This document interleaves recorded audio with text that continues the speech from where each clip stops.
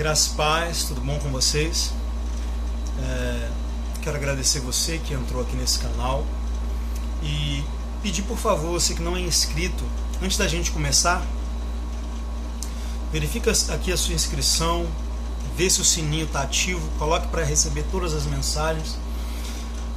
Ao final desse vídeo, se você tiver gostado, deixe o seu like. Se você não tiver gostado, pode deixar o seu dislike também, o seu comentário é muito importante para mim. Eu tenho uma palavra para você hoje que é algo que o Espírito Santo me disse e que mudou completamente a forma como eu vivo, né? Obviamente você aceita Jesus, você ama Deus e você se esforça para viver da melhor forma possível para agradar a Deus.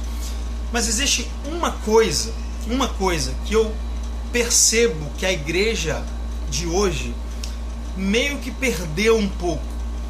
E que quando eu olho para a igreja primitiva, era algo muito forte. Era uma consciência muito forte dessa coisa que produzia naquelas pessoas um comportamento de entrega pelo Evangelho, de amor pelo Senhor, de serviço na obra de Deus, uma capacidade de resistir a provações, dificuldades. Por causa disso, você percebe algo muito forte no ensino dos apóstolos. Seja qual fosse o assunto que eles estavam ensinando, sempre havia uma pitada disso que eu vou te falar agora. E o que é isso? Consciência escatológica. Vou repetir. Consciência escatológica. Que é ter uma visão clara, ter um peso de responsabilidade baseado em algo que você sabe que vai acontecer no futuro. Lá em Hebreus 11, na Galeria dos Heróis da Fé, diz que Noé, divinamente avisado sobre eventos que ainda não podiam ser vistos, encheu-se de santo temor e construiu uma arca, através da qual salvou sua família e condenou o mundo. Olha que interessante, vamos dar uma analisada aqui na vida de Noé. Noé era alguém que tinha uma vida com Deus. O texto de Gênesis vai dizer que Noé andava com Deus, era um homem justo, temente a Deus. Noé tinha uma esposa, Noé tinha 3 filhos, esses 3 filhos tinham 3 noivas ou 3 esposas, se não me falha a memória. Não me lembro ao certo se elas já eram esposas ou se tornaram esposas. Provavelmente eram esposas, né? Então ele tinha uma esposa, 3 filhos e 3 noras, ok? 8 pessoas contando com ele, no meio de milhões provavelmente de pessoas, porque desde Adão até Noé já passaram aí mais de 1000 anos. Você vê que aquelas pessoas viviam quase 1000 anos, né? 900 e poucos anos. Então já havia mais de 1 milênio de história da humanidade quando Deus decidiu enviar o dilúvio. Então imagina, o Brasil tem 500 anos, 500 e poucos anos. Olha, somos 200 milhões de habitantes. Então veja, quantas pessoas será que não tinha na época de Noé? Todos corrompidos. Todos, e não apenas corrompidos, mas corrompidos no limite máximo. Porque veja, Deus ele não resolve destruir as pessoas porque elas são corrompidas. Não, era para todos estarmos destruídos. Mas existe um limite que a paciência, que a longanimidade de Deus suporta ver a maldade e não fazer nada. Não é não fazer nada, é guardar o juízo para a hora certa.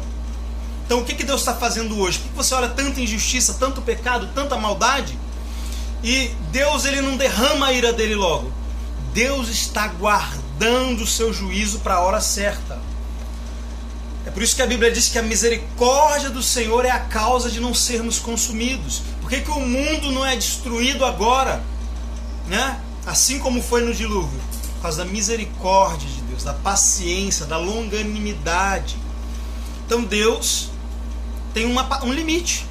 Você lembra quando Deus avisou para Abraão que os descendentes dele ficariam 400 anos no Egito? Veja, o povo de Canaã já era um povo pecador, mas Deus falou, olha, eu vou deixar os seus descendentes no Egito 400 anos, até que se complete a medida da iniquidade dos cananeus.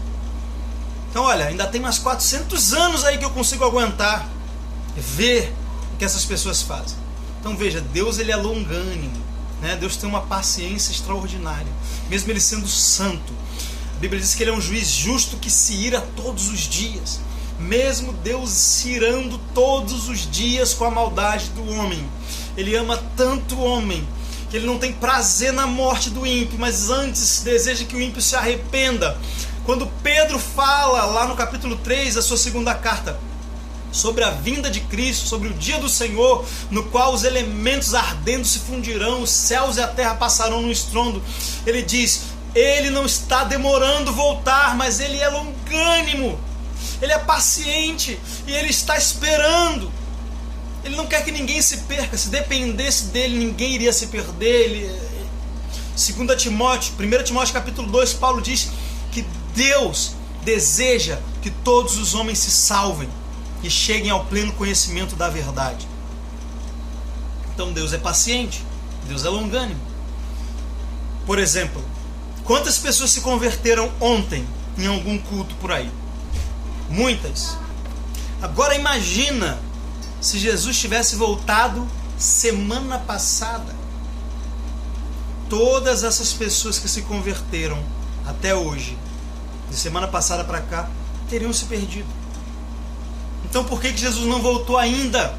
Nesses 2000 anos, ele está salvando o máximo de pessoas que ele conseguiu. Olha que interessante, né? Voltando lá para os dias de Noé. O nome Matusalém, o filho de Enoque, a Bíblia diz que Enoque andou com Deus a ponto de ser arrebatado. Só que Enoque começou a intensificar o seu relacionamento com Deus depois que ele teve um filho chamado Matusalém. Sabe qual é o significado do nome Matusalém? O significado é, quando ele morrer, virá então. E aí quando a gente continua lendo, a gente descobre que no mesmo ano que Matusalém morreu, Deus enviou o dilúvio. Ou seja, Matusalém estava vivo enquanto Noé construía a arca. Agora olha que interessante. Matusalém foi o homem que mais viveu na história. Isso mostra que Deus não estava com tanta pressa assim para enviar o dilúvio. Por quê? Porque ele esticou ao máximo a vida desse homem, mostrando que ele aguentou até onde deu antes de enviar o dilúvio. Agora olha que interessante. Noé, no meio de uma geração inteira de pecadores, era o único homem justo. Ele já era justo. Só que o que aconteceu? Justo num sentido, não justo no padrão, né, que a Bíblia coloca o padrão da lei, porque diz que não há um justo sequer, mas ele era justo no sentido de que ele amava Deus, adorava Deus, se esforçava, vivia em retidão, né, não se contaminava com o que as outras pessoas estavam fazendo. Dentro daquilo que era possível ser justo, Noé era justo. E naquilo que faltava a ele, né, a fé dele era imputada como justiça. Assim que todos os santos do Antigo Testamento foram salvos. A Bíblia diz que Abraão creu em Deus e isso lhe foi imputado como justiça. Então ser justo no Antigo Testamento não significa que a pessoa era perfeita, mas significa que a pessoa se esforçava, dava o seu melhor, e naquilo que faltava, Deus colocava a fé da pessoa, imputava como justiça para a pessoa. Por isso que na lei, né, as pessoas se esforçavam para cumprir os mandamentos, mas tinha lá o sacrifício. Ou seja, por que tinha um sacrifício? Para cobrir as suas falhas, porque Deus sabia que ninguém ia ser justificado pelas obras da lei. Mas ainda assim, né, as pessoas que se esforçavam para cumprir a lei, Deus via a sinceridade do coração delas. E quando ela ia lá oferecer o sacrifício, Deus justificava aquela pessoa através daquele sacrifício. Então vamos lá. Deus avisa algo para Noé. Noé, eu vou mandar um dilúvio sobre a terra. E eu vou acabar com a raça humana. Eu preciso que você construa uma arca para você salvar a sua família e para você salvar um casal de cada animal que existe. A Bíblia diz que nesse momento, Noé se enche de um santo temor. E esse santo temor leva Noé a passar os próximos 100 anos da sua vida construindo um barco. Agora olha que interessante.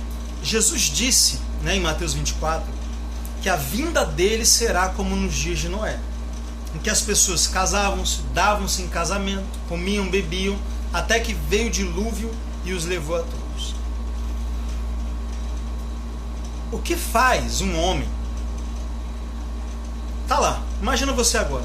Seus amigos estão lá se preparando para o futuro, trabalhando, conquistando, o outro está lá pegando mulher, o outro está lá fumando, bebendo, fazendo o que quer da vida, festejando. E você? O que é que vai te motivar a gastar os próximos anos da sua vida trabalhando no propósito que Deus tem na sua vida? Porque o propósito de Deus na vida de Noé era construir uma arca. O que Deus te chamou para construir? O que Deus te chamou para salvar? Enquanto aquelas pessoas estavam construindo algo, porque elas estavam construindo suas vidas, suas casas. A Bíblia diz que Caim, quando se afasta da presença de Deus, ele constrói uma cidade. Noé estava construindo algo que iria sobreviver a uma mudança de terra, de era. Então uma era estava prestes a acabar e uma nova era estava prestes a iniciar. E quando chegasse esse momento, tudo aquilo que existia, todas as obras daqueles homens seriam destruídas. Mas Noé estava trabalhando em algo que ia permanecer. E nós sabemos hoje, o apóstolo Pedro, na sua segunda carta, no capítulo 3, ele diz que se sabemos que todas as coisas vão perecer, que tipo de pessoa nos convém ser? Pessoas santas e piedosas, aguardando e apressando-nos para o dia do Senhor. Então, se sabemos que todas essas empresas, todos esses carros, todas essas casas, tudo que existe no mundo será destruído quando Jesus voltar, como poderemos viver a vida focados nessas coisas? Não é que você está dizendo para eu não comprar um carro? Não. Não é que você está dizendo para eu não fazer uma faculdade? Não. O que eu estou falando é, não viva por isso. Não viva por coisas que perecem. Viva por coisas que vão durar para a eternidade. Uma alma que você salva é uma obra que vai ficar para a eternidade. Sua família, você vai levar com você para a eternidade. Sua alma, suas boas obras, cumprir seu chamado. Eu tenho certeza que esse vídeo que eu estou gravando aqui agora, outros vídeos que estão aqui no meu canal que tem abençoado tantas pessoas, é algo que vai ficar para a eternidade. Hoje eu estava num dia muito corrido, estou trabalhando desde cedo, tenho várias coisas para fazer, daqui a pouco eu vou sair para ir no médico, ver uma consulta do meu filho que está atrasada. Mas eu precisei parar aqui, porque eu preciso construir algo para a eternidade. E eu sei que quando eu toco a sua vida com uma mensagem, isso é algo que vai ficar para a eternidade. Então Noé não estava, talvez para as outras pessoas da época de Noé estava perdendo tempo. Esse velho está lá, 90 anos já passaram, não teve chuva nenhuma, e ele está lá 90 anos construindo um bar no seco. Falou que vai vir uma chuva aí, vai alagar tudo. Não sei nem o que é chuva, a Bíblia diz que nunca tinha chovido antes. Mas Noé estava lá, desperdiçando sua vida? Não, investindo sua vida no lugar certo.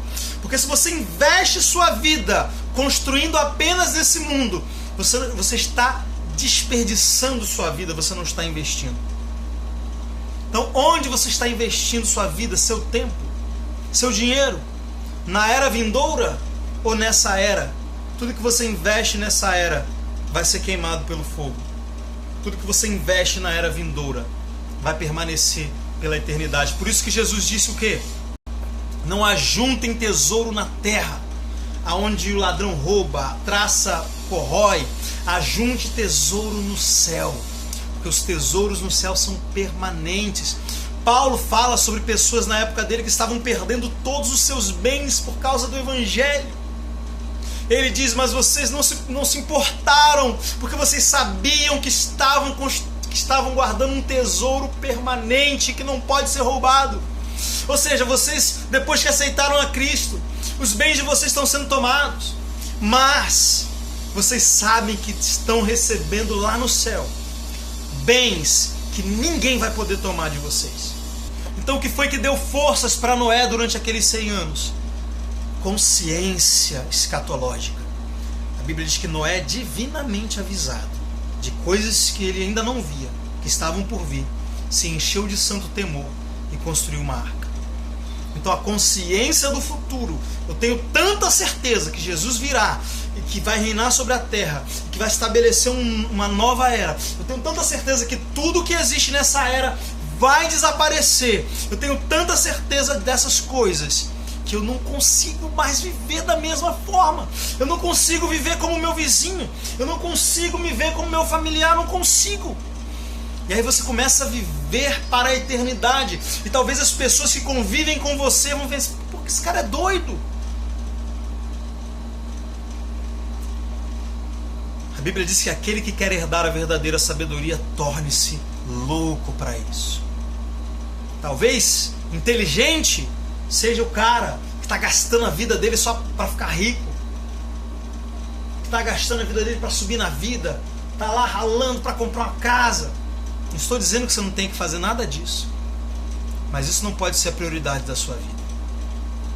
A prioridade da sua vida tem que ser a próxima vida.